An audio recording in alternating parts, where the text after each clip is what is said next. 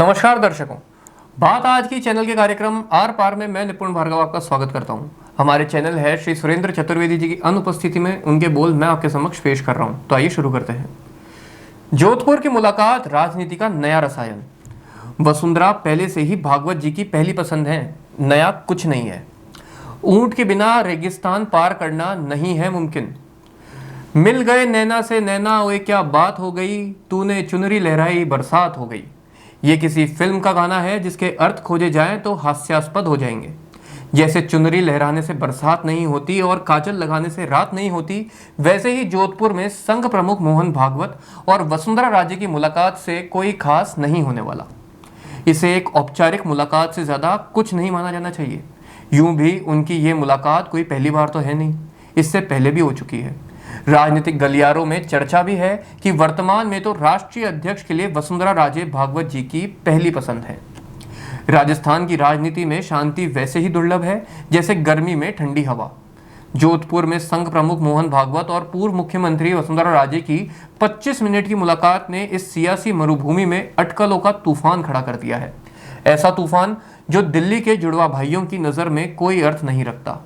सवाल यह है कि आखिर 2 दशकों से राजस्थान की राजनीति की धुरी रही वसुंधरा राजे को अचानक संघ प्रमुख से मुलाकात की जरूरत पड़ी क्यों, और संघ प्रमुख ने भी समय क्यों दिया।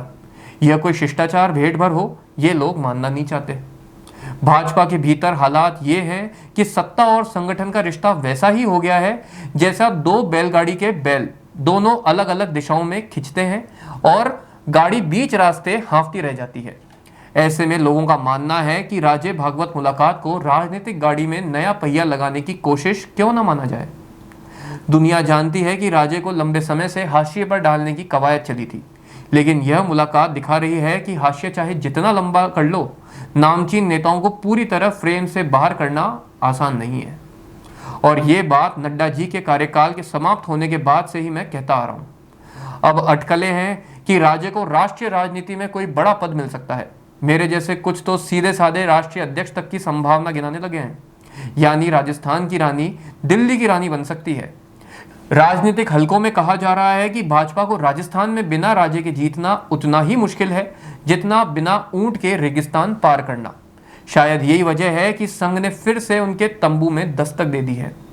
फिलहाल आधिकारिक बयान किसी और से नहीं आया है, लेकिन चुप्पी ही सबसे बड़ी खबर है। जो लोग समझते हैं वो जानते हैं कि राजनीति में खामोशी अक्सर आने वाले तूफान का इशारा करती है। राजस्थान की राजनीति में यह मुलाकात एक संकेत है। या तो वसुंधरा राजे को फिर से राजनीतिक केंद्रीयता दी जाएगी, या फिर यह साफ हो जाएगा कि भाजपा की गाड़ी एक ही बैल से खींचने वाली है। पिछले दिनों जब वसुंधरा ने दिल्ली में प्रधानमंत्री मोदी जी से मुलाकात की थी, तब भी कुछ इसी प्रकार के कयास हवाओं में उछले गए थे, मगर परिणाम अभी भी पाइपलाइन में ही है। यहां बता दूं कि राजस्थान में यदि अगले कोई भी चुनाव भाजपा को जीतने हैं तो वसुंधरा को राजस्थान से बाहर रखना ही होगा, और बाहर भी खुश करके रखना होगा। उनको यदि खुश करके बाहर नहीं भेजा गया तो अगले चुनावों में भाजपा को बिस्तर बोरी बांधनी पड़ जाएगी। वसुंधरा यदि सक्रिय नहीं हुई या हाथ पर हाथ धरकर बेबी हट गई तो भाजपा को भारी नुकसान होगा, ये तय है। ऐसे में तय ये भी है कि वसुंधरा को राष्ट्रीय सम्मान से समायोजित किया ही जाएगा। धन्यवाद, आज इतना ही।